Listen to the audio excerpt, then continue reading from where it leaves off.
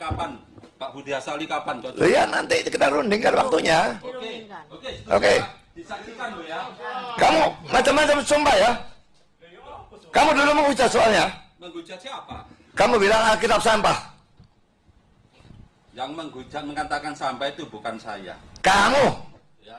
Baik, mungkin kita langsung buka saja siapa yang mau bertanya terlebih dahulu. Oke, bagi yang mau bertanya, jika Anda dari pihak Kristen, maka Anda berdiri di sisi sini, sebelah kanan saya. Jika Anda dari pihak Muslim, maka berdiri di sisi Bu Etika. Baik, boleh berdiri dan maju ke depan. Bapak yang pakai, oh Bapak dulu ya? Bapak dulu. Oke, baiklah. Dingin. Langsung nih. Ini dari pihak Kristen, Islam. Ini Pak Masud ya. Iya. Sudah gak ketemu. Iya. Malah lain modelnya. Sampai kayak pangling aku. Terus sudah dah. Waktu bertanya 2 menit ya Pak ya? Oh, 2 menit. Oke. Yang pertama, ini tampaknya Pak Budi Asali bahasa Indonesia saja perlu banyak perbendaraan. Tanya ya, jangan statement ya. Betul. Ya, tanya. Ya. Jadi yang pertama, Pak Budi Asali nggak paham tentang pengertian kata bahasa Indonesia saja. Keturunan dengan anak. Saya punya murid, saya panggil anak-anak, tapi bukan keturunan saya loh ya. Kalau keturunan saya berarti itu benih saya. Ya, itu. Bahasa Indonesia saja perlu dipahami, keturunan dengan anak. Ya, murid dipanggil anak, tapi bukan keturunan guru itu loh ya. Itu satu. Yang kedua, ada perkembangan baru. Dulu 20 tahun kan sudah dialog dengan kami. Tadi dipaparkan. Ayat ini penjelasannya perjanjian baru ini. Teksnya mirip. Ya, teksnya mirip. Ya. Tolong sekarang cari di Taurat. Teks ayat Lukas pasal 24 ayat 44 sampai 46. Harus digenapi apa yang tertulis di dalam Taurat. Ya, dalam Taurat digenapi. Kitab nabi-nabi dan Mazmur. Apa itu bunyinya? Ada tertulis demikian. Mesias harus menderita dan bangkit dari antara orang mati pada hari ketiga. Dulu pernah saya minta dulu ya, 20 tahun yang lalu. Sudah tahu. Ya, tolong teksnya di Taurat mana? Tadi kan sudah disebutkan kan, ya Yesaya 53 atau yang lain. Teksnya di perjanjian baru ada. Nah sekarang mana teks yang berbunyi Mesias harus menderita bangkit dari antara orang mati pada hari ketiga di kitab Taurat? Terima kasih.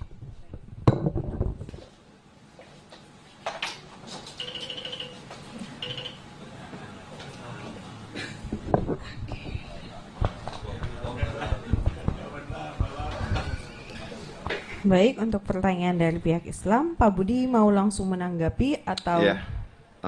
Bentar ya. Baik.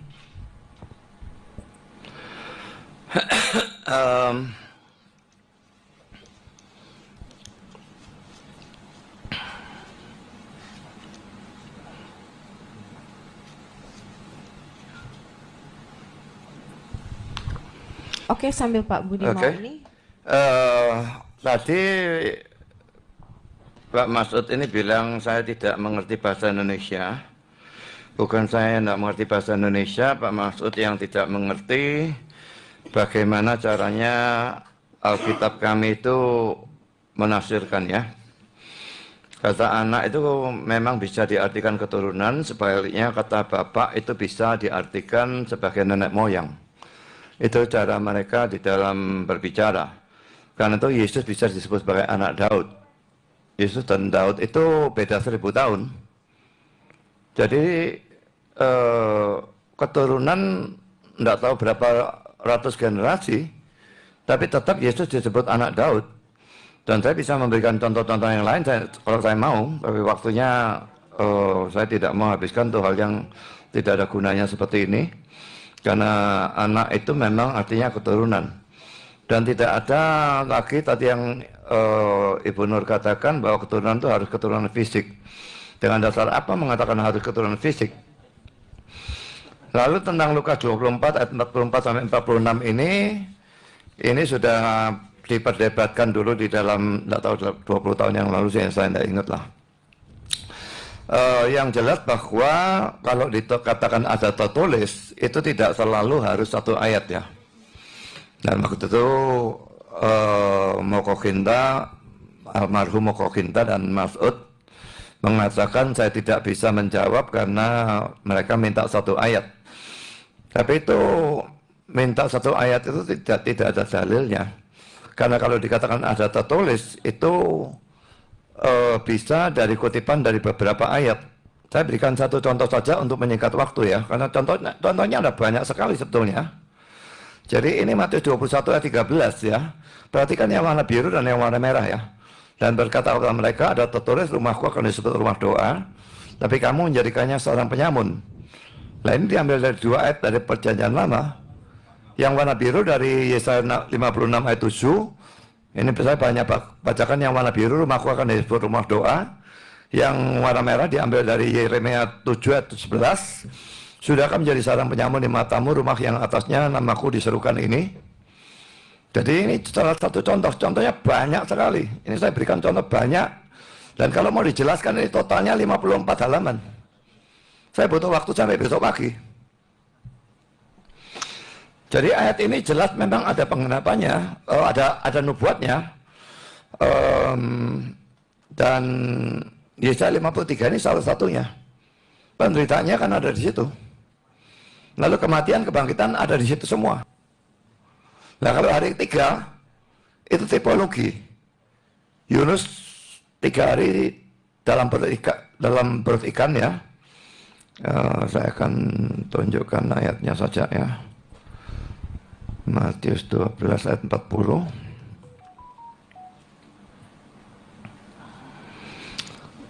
Ini ya. Sebab seperti Yunus tinggal di dalam perut ikan 3 hari 3 malam. Demikian pula juga anak manusia akan tinggal dalam rahim bumi 3 hari 3 malam. Jadi ini tipe dan antitipe. Tipe dan antitipe ini tidak ada dalam agama lainnya. Kitab suci agama lain tidak ada yang punya tipe dan antitipe. Ini khas dari Kristen ya. Jadi bisa orang, bisa suatu peristiwa, bisa suatu benda, bisa suatu binatang menjadi antitipenya nanti ada yang Yesus, ada mayoritasnya Yesus ya. Tapi ada yang lain-lain juga. Jadi ini Yunus ini tipenya, tipologi, dan dia dalam perut ikan 3 hari 3 malam. Lah antitipenya, anak manusia tinggal dalam rahim bumi, dikubur 3 hari 3 malam, dia bangkit dari ketiga. Jadi saya kira saya bisa jawab tersingkatnya ya hanya seperti itu ya. Kalau saya mesti jawab 54 halaman yang saya tulis ini, kita bisa di sini sampai besok pagi. Tapi saya yakin saya memang bisa jawab. Kalau mau lihat di YouTube saya, Channel Budi Astali, saya menjawab itu dalam 3 khotbah. Jadi membutuhkan waktu 4,5 jam kira-kira.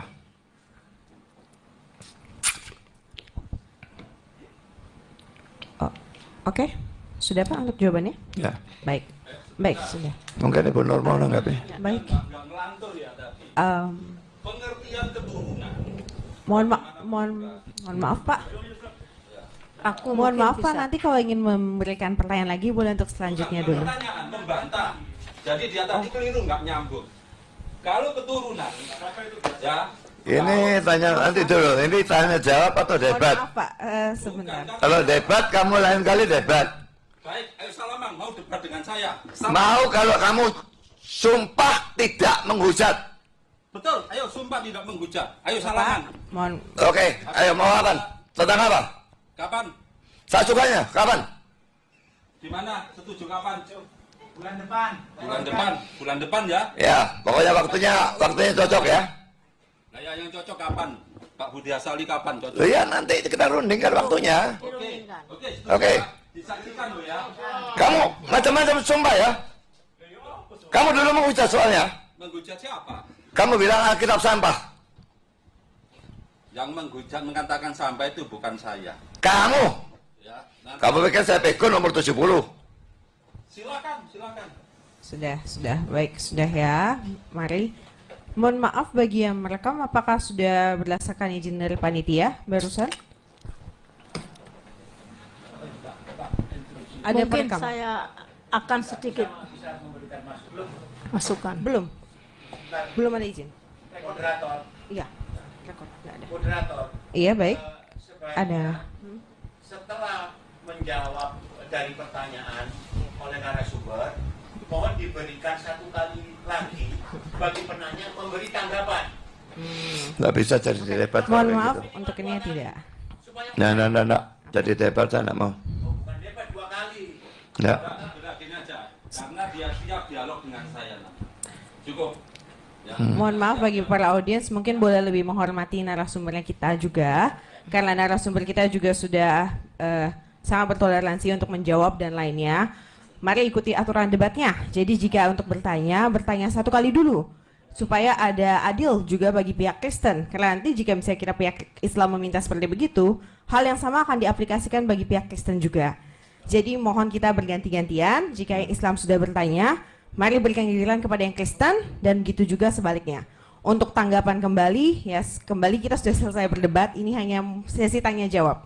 Dan baiklah kita sesi tanya jawab yang lebih damai ya. Oke. Ya, aku memberi tanggapan boleh? Ibu masih mau memberi tanggapan lebih dahulu? Sedikit. Oh. Oke, untuk sedikit tanggapan bagaimana Pak Budi?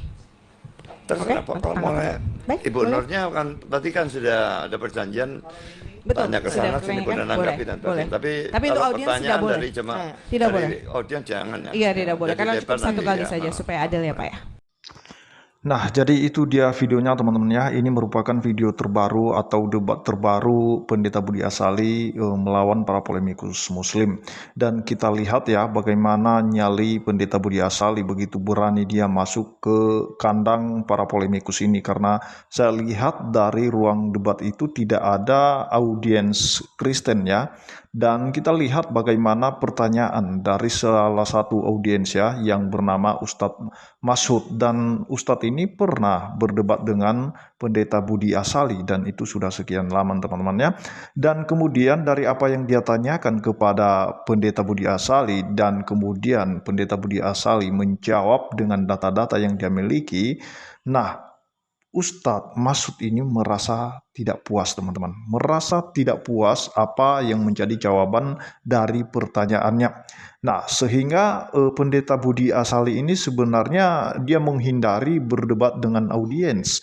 Nah, itulah sebabnya tadi menantang Ustadz Masud itu supaya dibuat jadwal untuk bisa berdebat. Karena yang berdebat dengan Pendeta Budi Asali bukanlah audiensnya, melainkan ada salah satu muslimah tadi ya lawan Pendeta Budi Asali. Nah, jadi itu sangat ngawur sekali dan cukup luar biasa Pendeta Budi Asali dengan beraninya ya di kandang para polemikus itu menegur salah satu audiens itu yang bernama Ustadz Masud, yang dimana pertanyaannya ngawur, bahkan dia dikatakan oleh Pendeta Budi Asali sebagai penghujat ya. Dengan berani, dengan tegas Pendeta Budi Asali mengatakan bahwa engkau penghujat. Engkau menyebut Alkitab sebagai Alkitab sampah. Nah, jadi teman-teman, inilah para polemikus yang memang tidak berterima dengan jawaban-jawaban yang kita berikan selama ini. Kalau mereka mempertanyakan iman kita dan kemudian kita memberikan jawaban kepada mereka, maka mereka selalu keberatan ketika mereka tidak merasa puas ya, merasa tidak puas dengan apa yang kita sampaikan, apa yang kita jelaskan, apa yang kita jawab. Nah, sama seperti kita mempertanyakan iman mereka tidak pernah sesuai dengan keinginan kita, tidak pernah sesuai dengan selera kita. Apakah kita memaksa mereka harus menjawab? Apakah kita harus menghujat? Kan tidak, karena mereka menjawab ya sesuai dengan pengetahuan mereka, sesuai dengan apa yang menjadi ilmu mereka, sesuai dengan apa yang menjadi data dan dalil dalam kitab suci mereka. Demikian kita ketika kita mempertanggungjawabkan iman kita, ketika dipertanyakan iman kita, maka kita pun menjawab dengan data, dengan dalil yang kita ketahui dalam Alkitab. Bahkan banyak bukti-bukti sejarah tentang kekristen ya teman-teman ya. Jadi itu merupakan referensi yang kuat sebenarnya mengenai iman Kristen dan itu sangat bisa dipertanggungjawabkan. Nah, sehingga ketika mereka merasa tidak puas dengan jawaban kita, ya mereka marah, mereka ngamuk, mereka menghujat. Dan luar biasa ya, Pendeta Budi Asali, dia dengan tegas menegur sekalipun dia hanya seorang Kristen di sana, tidak ada audiens Kristen yang menonton dia atau yang langsung hadir di ruangan itu, tetapi dia bernyali masuk ke kandang para polemikus itu. Nah, itu saja yang perlu saya sampaikan teman-teman. Kiranya Tuhan Yesus memberkati kita semua. Shalom.